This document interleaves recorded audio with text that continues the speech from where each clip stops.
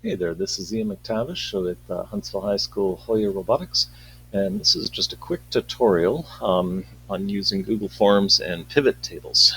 I've had a couple requests and I thought I would do a video tutorial to explain. So here's a quick form that I just made up, and it's so that teachers can order their PPE and stuff. So there's three questions. First off is the item, and you'll notice that I'm only dealing with one question for the item. You want to reduce the number of columns as much as possible. So basically with this form, they pick which item they want, and then they select the quantity, where they want it delivered, and then just any information.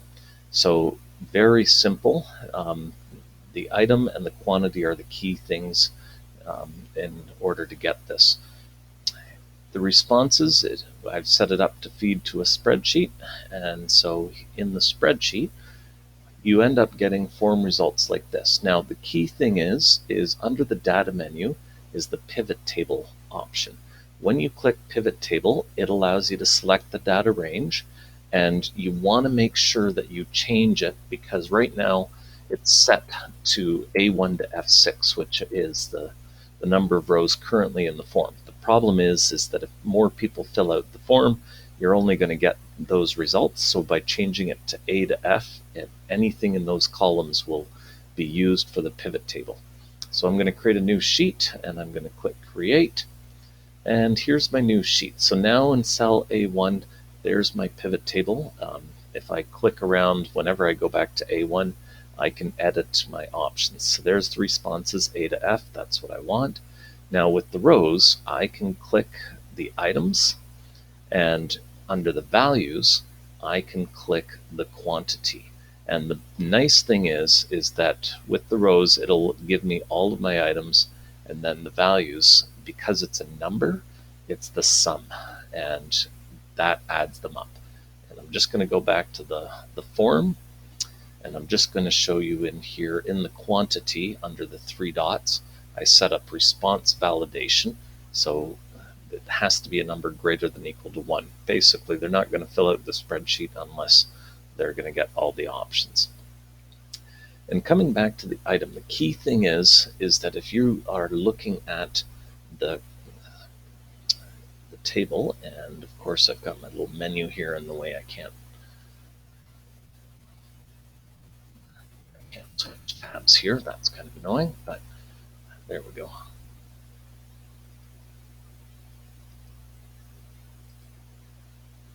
So if you look at the table, the whole point is under item, every time that they select a different item, it comes up. So there's paper towel, 2 people picked it, and you can see there's a quantity of 3. And this is the whole point with the pivot table, is that we can summarize that information really, really fast, which makes a lot of sense.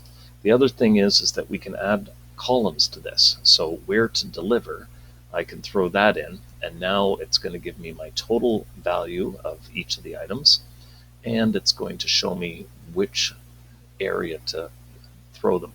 And the whole point with the pivot table is I can drag these items around, and I can reorganize them so that as I'm handing stuff out, I can organize it so that I'm going to look at the main office, and I'm going to take the stuff and just quickly go through and add those things. The other thing is that as this information, so right now I've got paper towel, hand sanitizer, and wipes. I'm going to add, I'm just going to copy this. So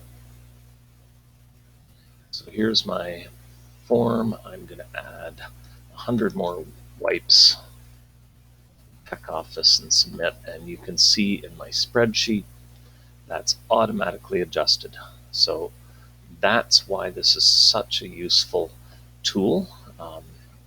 I can just quickly organize things and drag them around and be able to quickly see my data and pivot it. So that's the idea behind it. Hope that's a useful skill. Have a great day.